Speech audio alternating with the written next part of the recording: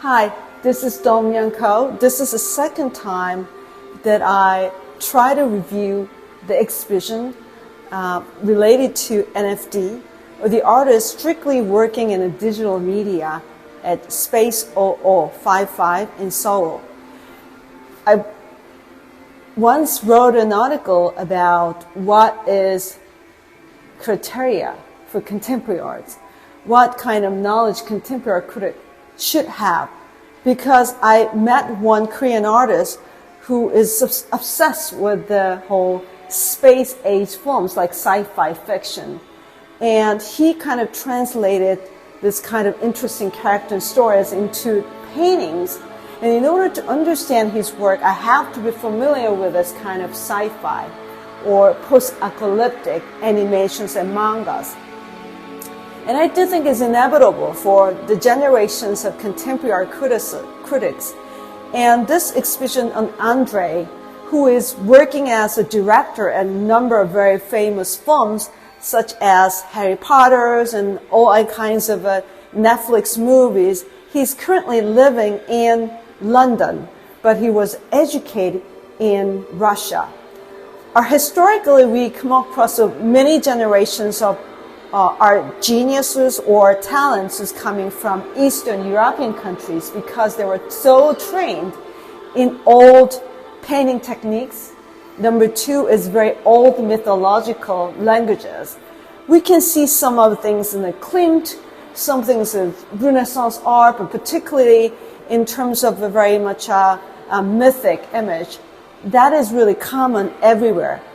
Andrei's painting exhibition, which is translated to NFT, is digitally painted. Number two, it has interesting combinations of watercolor and traditional oil painting technique. But for the most part, there's an intersection between traditional oil, realistic painting, along with some of the very elliptic, very iconic way of drawing characters in animations and manga. So they're kind of interesting combinations of contemporary and old painting practice. But for the most part, I actually asked him, the director of Space 00, the titles, because first work we actually watching this as metaphors.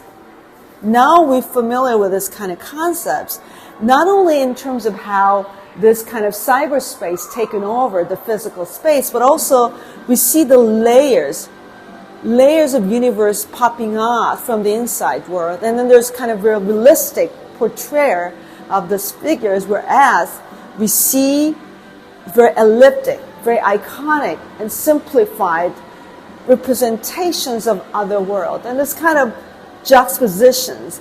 If you look at it overall, it looks like just photo collage or something. But if you look at very closely, it's a human and very old-fashioned way of representing the human bodies. Even in the underbeds, we can see some surrealistic, very accidental kind of quality.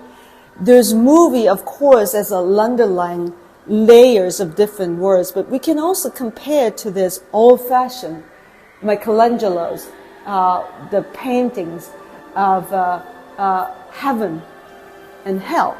Because these old times, there'll be layers of different layers of peoples who is existing, this word and that word. The word of hell and word of redemption is coexisting. As I look at more and more, this is really the area that the new generation kind of popping up with old languages. The title and metaphors, but also the other title is keepers. And you see the kind of keepers. The keepers is very common language, and the snow is another really kind of common language used among the generations who become familiar with the digital space. We tended to call it MZ generation. I don't know exactly what that means, but there's kind of way to giving out the hint of these characters without any specific ideological indications. It's more like a free-flowing characters in some fantasy world, like a keepers, like snow, something related to ethical, but more poetic, there's a lot of these things. It's very religious if you look at it. And some parts it's like E.T. And this whole wardrobe looks like a traditional Catholic minister. But at the same time, they're very much exotic figures, like Indian figures. It's kind of really almost unexpected combinations of different cultural elements. It really belongs to their generation. And these two paintings, interesting. If you look at the Eastern European, we see very claimed, decorative, two-dimensional aspects of it. At the same time, very iconic painting in Eastern Byzantine paintings, we can see very realistic portrayal of human figures. But at the same time, this figure looks like a fashion model. So kind of confused. This commercial image, but as well as religious painting, this kind of come together. Why don't we move to this very interesting movie? We wonder what this category is. I mean, himself as well as his work. He's art director. Then we wonder whether he's painter, designer, or animation creator. He can be everything.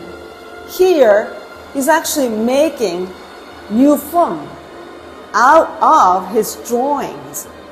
Yes, we know this whole series of apocalyptic but very medieval movies that become really popular, starting with the Lord of the Rings. We know this kind of Lord of the Rings types of scenario originated from the post-1940 novels in Britain. And this is very interesting combination of that kind of ethical sense of omen and redemption. But at the same time, the images here, the characters, is like a very Marvel age, heroic movies. But what you have to see is how this effect is different from typical movies that we're witnessing. Much more color and much more diversity. And there's a kind of interesting combination of movement as well as pause. What I was thinking is if the NFT can be considered to be either painting or three-dimensional sort of films, you can be both because you can control the movement of these figures in a way that the typical commercial films cannot do. Because commercial films, you actually have to think about your timing, temporal progression in terms of narrative.